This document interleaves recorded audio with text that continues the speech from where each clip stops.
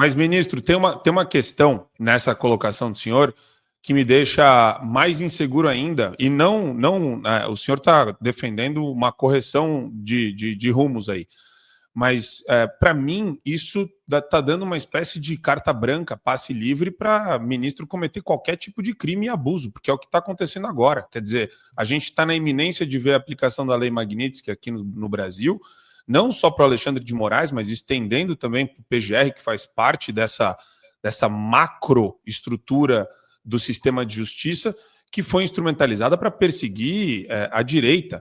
A Procuradoria Nacional de Defesa da Democracia, vinculada à AGU, só recebeu e só atendeu todos os ofícios e todas as demandas vindas do governo. Nenhuma demanda externa foi atendida que não seja do interesse do governo. Fora isso, tem o Centro Integrado de Defesa da Democracia e Combate à Desinformação, o CIED, vinculado ao TSE. Os caras montaram várias estruturas dentro do sistema, até o CNJ foi instrumentalizado, o Conselho Nacional do Ministério Público. Todas essas entidades estão perseguindo o pessoal da direita.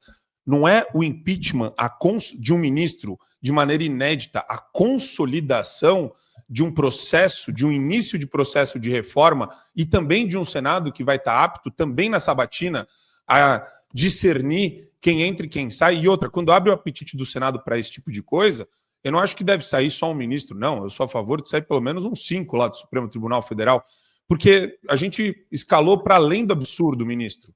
Os ministros do Supremo ligam para senador enquanto ele está em votação no plenário. Isso não é uma coisa trivial. Isso é coisa de mafioso, ministro. Juízes de primeiro grau fazem a mesma coisa nas assembleias legislativas, vão lá para o plenário pressionar os deputados pelos seus orçamentos, pelos seus salários. O que eu acho é que precisa desempoderar essas corporações, tá certo? E o poder não é o do indivíduo.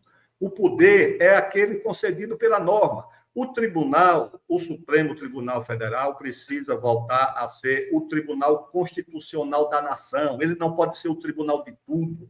Ele não pode conceder habeas corpus ao André do Rep. Ele não pode abusar das suas atribuições e impedir um presidente de nomear o seu ministro.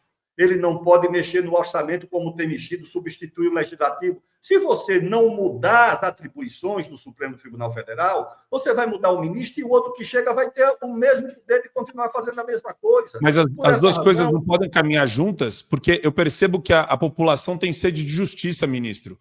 Não dá para a gente ver ministro do Supremo fazendo o que ele está fazendo com o Eduardo Bolsonaro, fazendo o que ele fez com o Terça Livre, com o Alan dos Santos, com o Paulo Figueiredo, claro com o Constantino. Não dá. E como é que você corrige isso? Você corrige isso tirando esse poder do Supremo.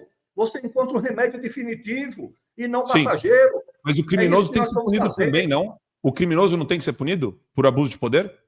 É que, à luz da norma e da legislação, eles não estão cometendo crime. Isso aí é uma avaliação sua, subjetiva. Eles estão protegidos pelas normas constitucionais e infraconstitucionais que dão a eles esse poder, porque tudo foi constitucionalizado, tudo virou Constituição, até mas a abuso de poder, ministro. Da Constituição.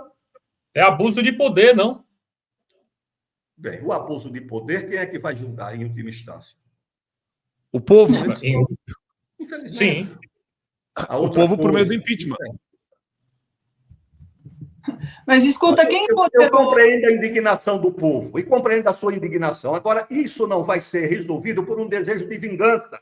Isso vai ser resolvido por uma solução definitiva. O que você tem que tirar do Supremo Tribunal Federal é essas atribuições. Eu concordo, mas nesse ponto, ministro, a gente está 100% de acordo. A única coisa é, eu quero justiça para a família do Clériston, eu quero justiça que morreu na cadeia por negligência do Alexandre de Moraes, eu quero justiça para a dona Jupira, que tem mais de 70 anos, para a dona Iraci, que tem senhoras com câncer, que não tem dinheiro para pagar advogado. Eu quero justiça para essas pessoas.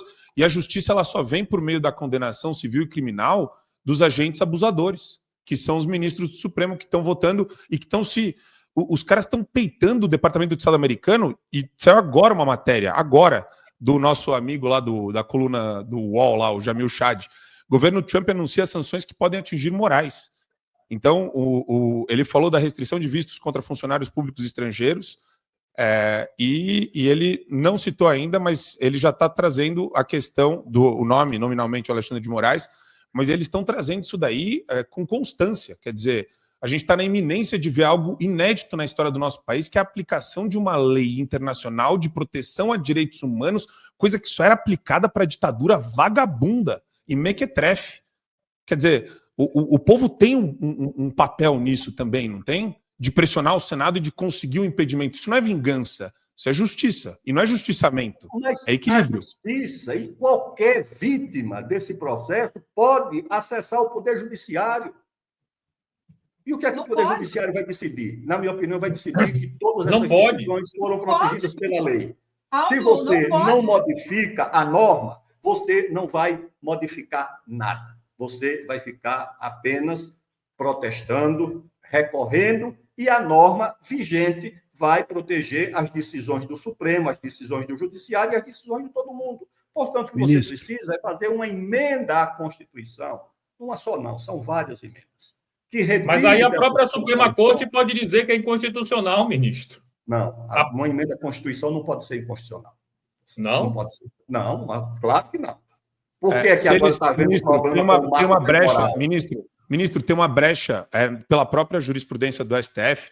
A brecha do STF é a seguinte: eles podem suspender a tramitação de uma proposta de emenda à Constituição por meio da impetração de mandado de segurança da casa onde está tramitando, se ela for tendente a abolir as cláusulas pétreas constantes do inciso 4 do artigo 60. E lá você tem separação de poderes, que é uma coisa subjetiva, e eles podem usar isso daí como subterfúgio para suspender se eles se colocarem nesse papel, que é o que eles estão fazendo hoje com a abertura de inquérito das fake news, que é o inquérito do fim do mundo, com a perseguição agora para o Bolsonaro, que abriu por conta de postagem em rede social. Então, a gente está vivendo um momento, e é interessante a gente frisar uma coisa, tá? Só fazer um ponto aqui. O ministro Aldo Rebelo, ele concorda com a necessidade de reforma. A gente está vendo a questão do agente e de como a gente pune o agente criminoso ou delituoso que está no Supremo Tribunal Federal.